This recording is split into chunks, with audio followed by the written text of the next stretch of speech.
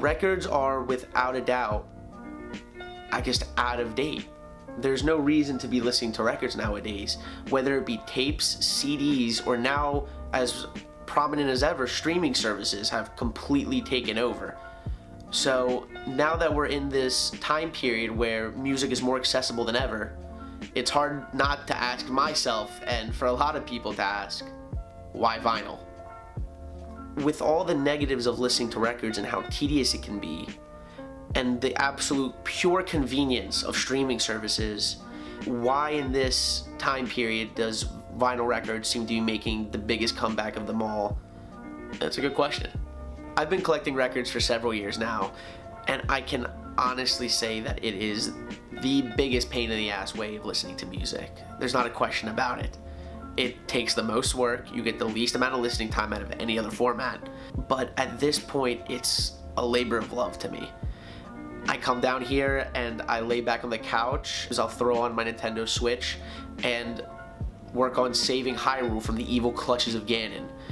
It doesn't always work out that well, but I try my best in the game.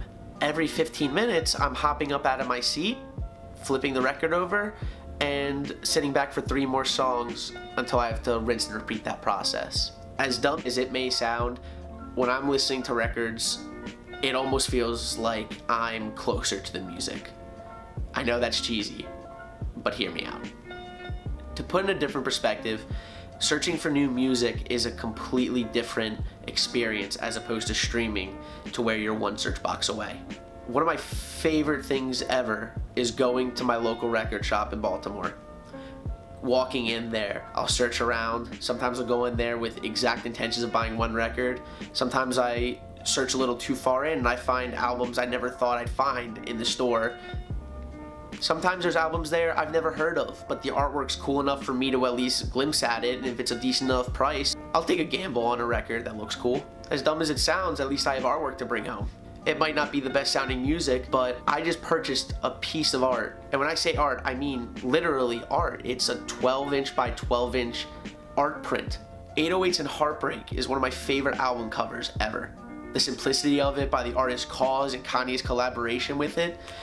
Even if I never listen to this album, this is something I could frame, put in my office, and be happy with seeing there looking over at it as a piece of artwork, let alone a record itself. One thing I love about records that I feel like a lot of people don't think about is if you go get a first pressing of a David Bowie album, not only do you own a first pressing of his music, but this album specifically has a unique story to it that is decades old that will remain a complete mystery to us.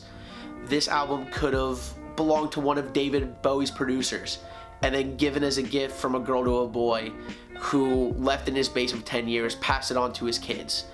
We don't know. But all we do know is that we're now part of its history, and to me that's really sick. It's all about creating history with these, and that's something that I just think is humbling to think about in a way. Another thing to really consider is when you're purchasing the record, I know I already mentioned it, but you're getting art along with it. A lot of them include liner notes describing the songs and lyrics and the meanings behind them, the original genius.com, if you will. Some have letters written by the artist for us, the listeners, thanking us for taking the time to sit back, listen, and enjoy their project they crafted. Aside from those, some records on their own is artwork. One of my most prized possessions is this George Ezra picture disc. It's the album with the cover physically printed on it. I brought it to his concert, got it signed by him, and framed it.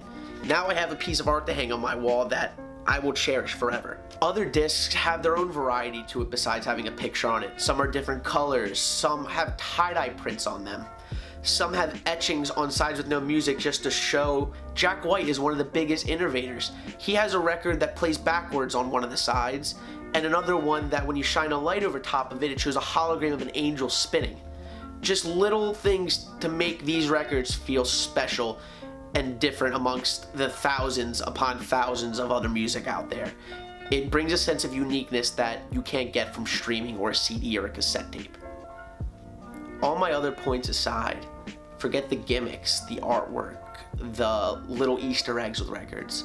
There's something about watching your collection grow and become the physical embodiment of your music taste that just kind of makes me feel warm and happy, honestly. I love music.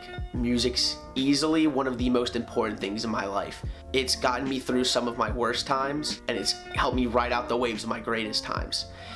It's always there for me, and it's always something there for me as my personal therapist in a way.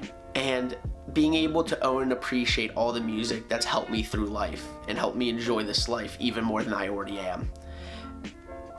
It's special to me. And that's why I love vinyl.